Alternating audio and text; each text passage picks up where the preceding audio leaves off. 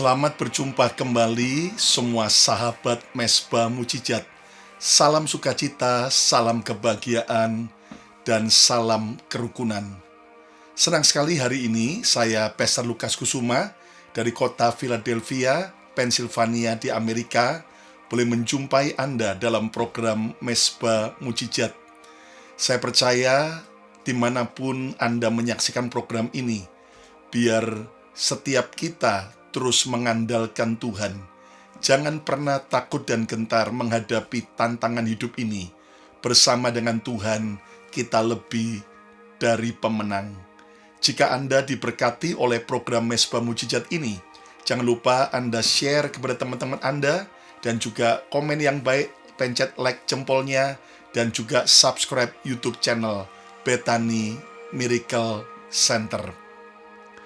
Hari ini saya mau menyampaikan sebuah renungan dengan tema Ukraina dari tertindas jadi penolong Timur Tengah. Ini merupakan kisah nyata bagaimana negara Ukraina dari korban bisa menjadi pahlawan.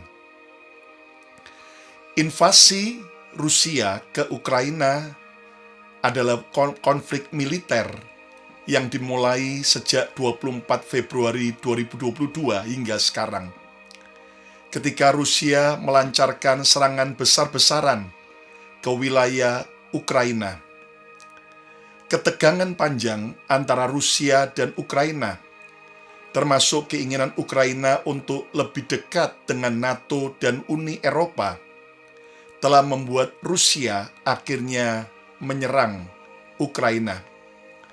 Tujuan Rusia melakukan invasi ke Ukraina agar melemahkan pengaruh Barat di Ukraina dan mempertahankan pengaruh geopolitik di kawasan tersebut.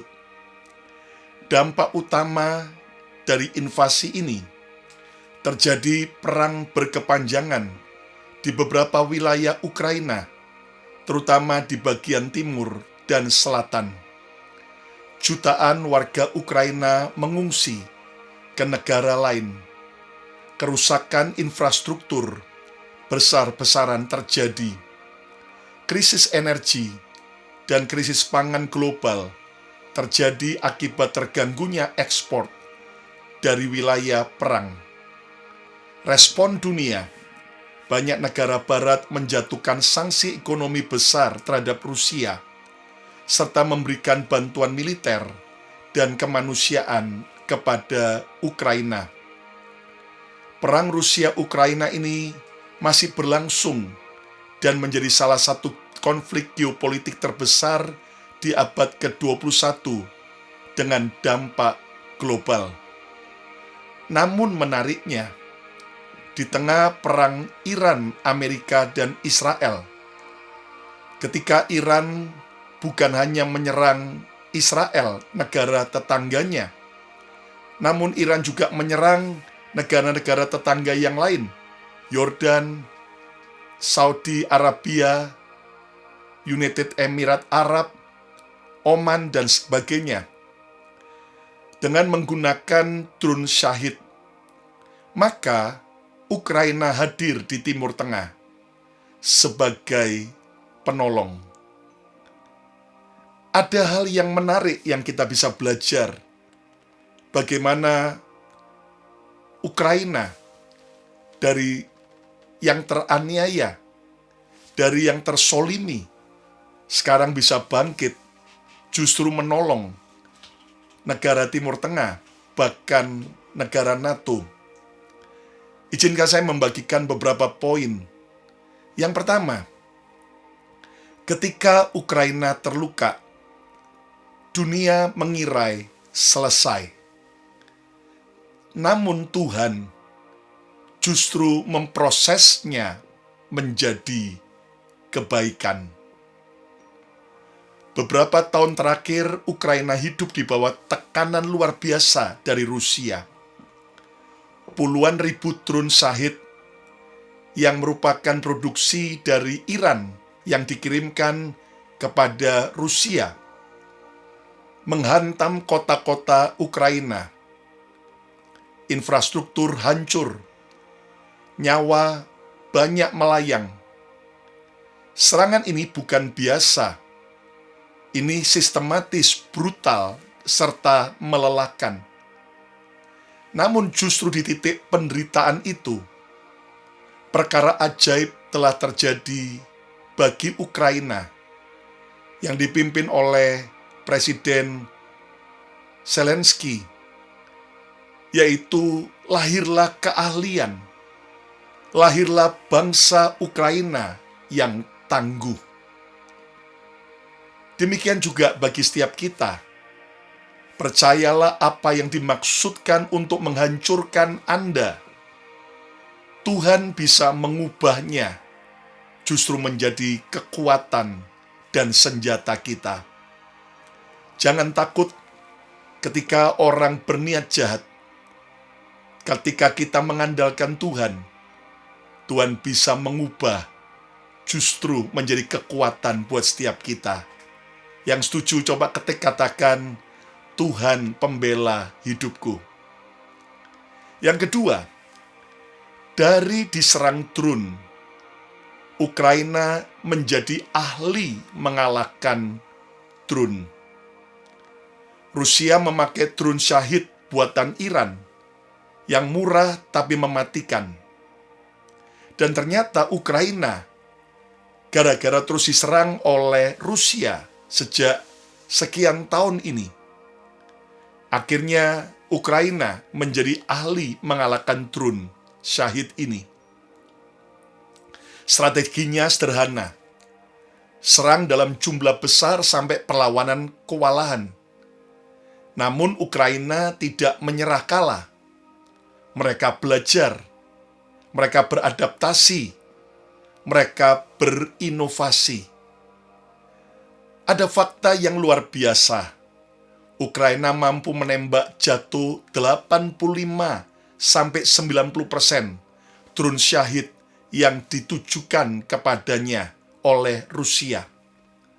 Akhirnya Ukraina mengembangkan drone interceptor murah yang hanya sekitar $2.000 versus melawan drone Shahid sekitar $35.000.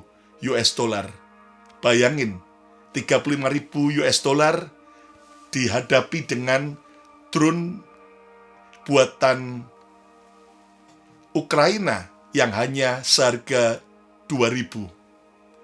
Bahkan menjatuhkan puluhan ribu drone dalam 1 bulan. Ukraina tidak hanya bertahan, Ukraina berubah menjadi ahli dalam peperangan drone modern. Yang ketiga, luka Ukraina telah berubah menjadi penolong bagi dunia. Yang mengejutkan, hari ini negara yang dulu bergantung pada bantuan, sekarang justru dibutuhkan bantuannya oleh dunia. Ukraina melatih negara-negara NATO dan sekutunya bagaimana mengalahkan serangan drone Shahid milik Iran. Ukraina akhirnya justru dibutuhkan oleh Timur Tengah. Negara-negara Timur Tengah meminta bantuan Ukraina. Teknologi mereka menjadi standar baru dalam perang modern. Dunia mulai berkata kepada Ukraina, ajari kami bagaimana bertahan seperti kalian. Ajari kami bagaimana bertahan seperti kalian. Wow, ini sesuatu yang perlu kita pelajari. Yang keempat, dari korban menjadi penolong di Timur Tengah. Pada tahun 2026 ini, ketika terjadi eskalasi konflik di Timur Tengah, dan sesuatu yang tidak pernah dibayangkan terjadi, Ukraina mengirim lebih dari 200 ahli militernya ke Timur Tengah. Mereka melatih negara seperti Qatar, UAE, Saudi Arabia, Oman, Yordan, Mereka membantu melindungi wilayah dari serangan drone Iran. Bahkan strategi mereka jauh lebih efisien. Negara lain memakai misil jutaan dolar untuk menangkal drone Shahid yang hanya sekitar 35.000 US dollar. Namun Ukraina memakai drone murah hanya 2.000 dolar plus taktik yang cerdas. Hasilnya sangat efektif, lebih hemat, dan lebih cepat. Yang kelima, Tuhan mengubah luka jadi senjata. Inilah kuncinya. Ukraina tidak hanya selamat, namun mereka ditempa, diproses, mereka bangkit, dan mereka berinovasi. Apa yang dulu menyakitkan mereka, apa yang dulu menghancurkan mereka, apa yang dulu membuat mereka menangis, sekarang justru membuat mereka jadi ahli, penuh hikmat, dan kuasa untuk menolong bangsa lain. Percayalah apa yang kamu tangisi hari ini. Bisa jadi itulah yang akan kamu gunakan untuk menolong dan menyelamatkan orang lain. Yang keenam, prinsip rohani di balik pengalaman dari Ukraina. Yang pertama, penderitaan bukan akhir. Penderitaan adalah pelatihan. Ayo coba ketik yang percaya, katakan penderitaan adalah pelatihan. Mungkin hari ini saudara sedang lewati banyak air mata, kesulitan ekonomi, pekerjaan, masalah keluarga, penyakit, mungkin masalah hubungan, mungkin ada banyak problem-problem yang sedang kau hadapi. Ingat baik-baik, kita belajar dari Ukraina bahwa penderitaan bukanlah akhir. Namun penderitaan itu sebuah pelatihan. Melewati masa sulit, lewati masa yang penuh air mata, bangkitlah, karena Tuhan sedang melatih kita, bukan jadi orang yang cengeng, bukan jadi orang yang manja, bukan jadi orang yang gampang putus asa, namun kita dilatih jadi tentara Tuhan yang kuat dan berkemenangan. Alkitab berkata dalam Roma 5 ayat 3 dan ayat 4 bahwa penderitaan menimbulkan keuletan, ketekunan. Saudara, percayalah bahwa penderitaan itu bukan menghancurkan kita. Penderitaan tidak boleh menghancurkan Anda dan saya. Tapi penderitaan itu harus menimbulkan ketekunan, tahan uji, keuletan, iman, inovasi, daya juang. Ukraina dibentuk dan dilatih oleh tekanan. Sama seperti Daud, dari terpaksa menggembalakan kambing domba ayahnya, dan dia terpaksa harus mengalahkan singa dan serigala, serta beruang yang mau mencuri domba yang dia gembalakan. Akhirnya Daud di padang itu, dia mahir mengumban, dia mahir strategi perang, dia juga mahir bermain kecapi. Dan ternyata, walaupun seolah-olah Daud dibuang oleh keluarganya di padang menggembalakan domba, tapi itu merupakan sebuah waktu pelatihan, penempaan, pembentukan, sehingga sampai kita lihat ketika Saul, raja Israel yang pertama kerasukan setan dan membutuhkan seorang yang ahli bermain kecapi, Daud yang telah ditempa berlatih main kecapi di padang, akhirnya diangkat, dipilih, dan masuk ke istana raja. Tuhan memakai Daud. Ketika Goliat, raksasa Filistin, menantang bangsa Israel dan tidak ada seorang pun tentara Israel yang berani menghadapinya, Daud yang telah ditempa di padang dengan keahlian mengumban, akhirnya dia kalahkan Goliat. Dia bela bangsanya dan dia menjadi pemenang. Ketika Daud dipercaya memimpin perang, bangsa Israel melawan bangsa musuhnya, ternyata Daud sudah digembleng, terlatih di padang. Ketika dia harus berperang melawan singa beruang, dia mengatur strategi domba-dombanya, dia menghadapinya, dan itu membuat Daud akhirnya menjadi raja atas Israel. Dimanapun Anda menyaksikan program ini, ayo kita percaya bahwa penderitaan bukan akhir. Itu adalah pelatihan, pembentukan. Hari ini buang keputusasaanmu. Datang pada Yesus. Kalau ada saudara yang belum percaya Yesus, hari ini buka hatimu, terima Yesus sebagai Tuhan dan Juru Selamatmu. Maka Tuhan akan memberi kita hikmat, kekuatan, keuletan, inovasi, membuat kita menjadi pemenang. Ayo yang setuju coba ketik katakan, dalam Yesus ada pengharapan. Pelajaran yang kedua, tanpa sadar, musuh dan persoalan sedang melatihmu jadi kuat. Saya ulangi lagi. Tanpa sadar, musuh dan persoalan sedang melatihmu menjadi kuat. Setiap drone syahid yang datang ke Ukraina justru membuat Ukraina menjadi ahli dalam menghadapi serangan drone itu. Saudara, ayo hari ini, mungkin ada orang yang berniat jahat mau menjatuhkan Anda, mau membuat Anda tidak berdaya. Tapi bersama dengan Tuhan, musuh persoalan itu sedang melatih kita jadi kuat. Percayalah bahwa masa sukar akan melahirkan pahlawan-pahlawan.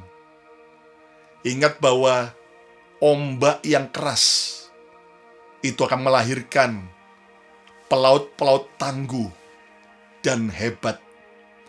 Saya berdoa biar setiap kita lewati masa sulit, Anda betul-betul bangkit bersama dengan Tuhan. Pelajaran yang ketiga, Tuhan sanggup membalikkan keadaanmu jadi kebaikan. Haleluya. Ayo coba ketik katakan, Tuhan mengubah jadi kebaikanku. Lihat bagaimana Ukraina dari korban menjadi penyelamat, dari disolimi berubah menjadi penolong bagi yang lain. Hari ini, daripada engkau terus terpuruk, menangis, putus asa, cuman baringan-baringan di tempat tidur tanpa berbuat apa-apa, ayo bangkit, bangun. Dan mari kita percaya, Tuhan mau memakai Anda untuk menolong yang lain, untuk jadi berkat. Jangan tunggu keadaan sudah baik, sudah sempurna. Lihat Ukraina, perangnya masih berlangsung. Tapi itu tidak membuat mereka untuk tidak mau menolong negara lain. Nah, ayo kita percaya, Tuhan bisa sanggup membalikkan keadaanmu yang buruk menjadi kebaikan. Kejadian 50 ayat 20, Yusuf berkata, memang kamu telah mereka-rekakan yang jahat terhadap aku, tetapi Allah telah mereka-rekakannya untuk kebaikan. Perbuatan jahat, sikap jahat, tindakan jahat kakak-kakak Yusuf telah dibalik Tuhan untuk mereka-rekakan bagi kebaikan Yusuf. Dengan maksud melakukan seperti yang terjadi sekarang ini, yakni memelihara hidup suatu bangsa yang besar.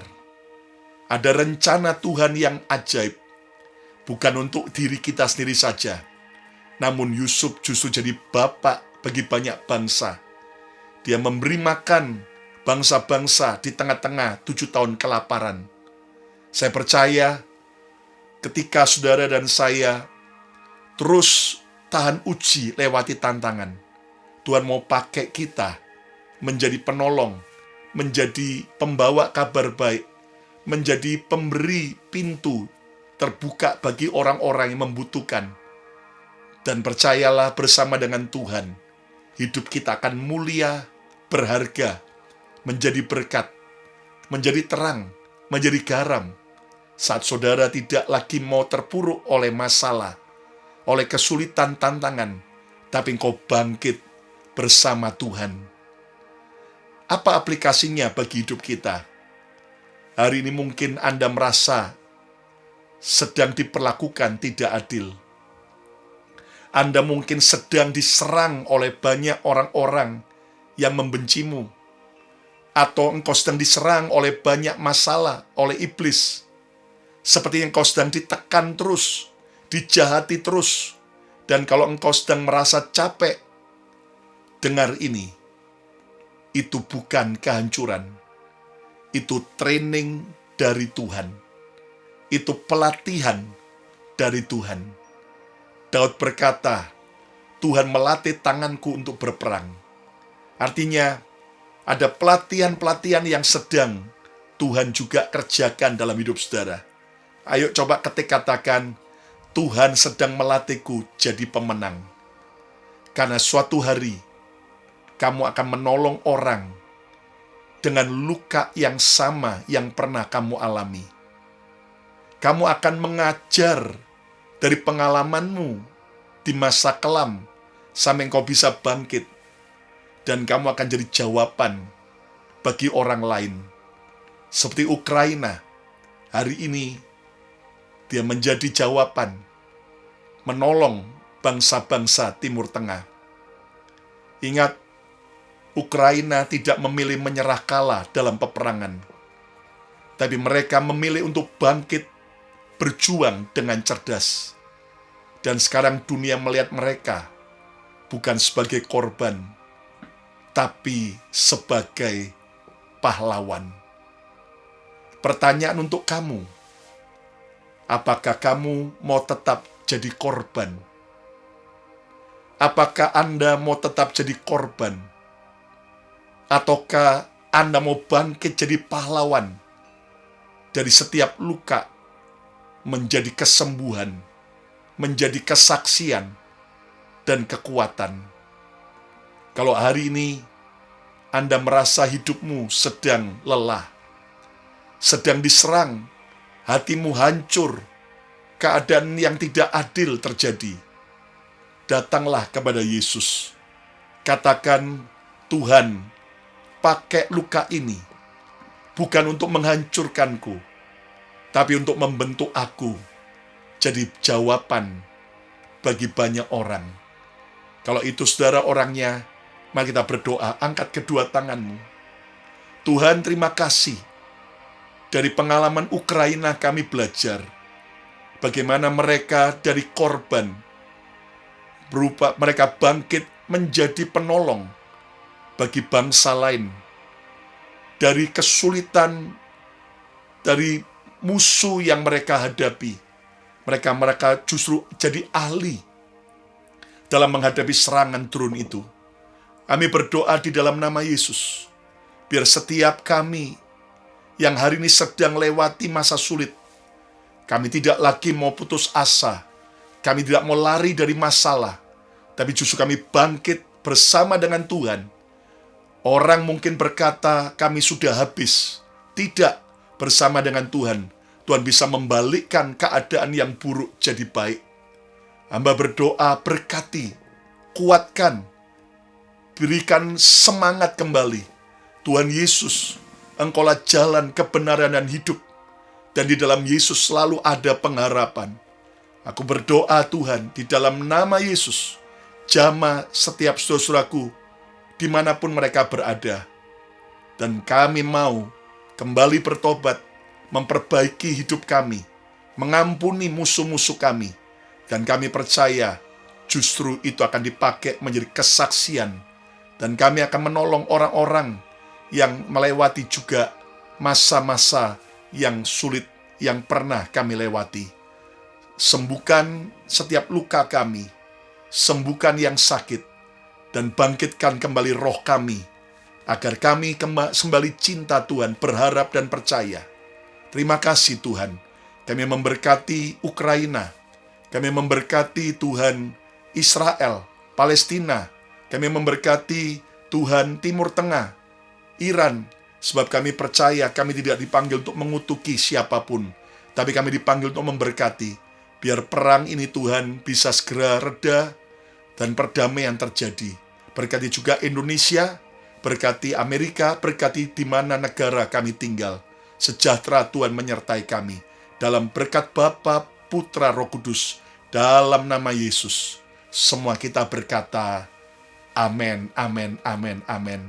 Jika Anda diberkati oleh program Mesbah Mujizat ini, jangan lupa Anda share, Anda pencet like-nya, jempolnya, komen yang baik, serta subscribe YouTube channel Bethany Miracle Center.